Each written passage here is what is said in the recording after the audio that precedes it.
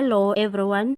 The Xolani Khumalo Foundation has confirmed that their founder and Sizokuthola presenter Xolani Khumalo has handed himself over to police at the Katlehong North Police Station on Tuesday. The foundation says Khumalo, who is facing a murder charge, was told that he should hand himself over in connection with a recent filming of the show where an alleged drug dealer died when Khumalo and his team visited him.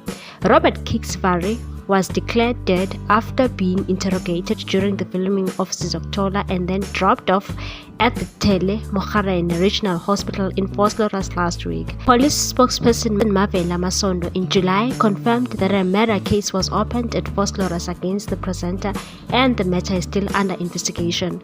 However, the foundation has shared that the team acted in line with the law during operation. The foundation said Khumalo and the team operated according to the strictest standard of professionalism when engaged in securing accountability from those that sell drugs and choose to harm the communities where they choose to operate.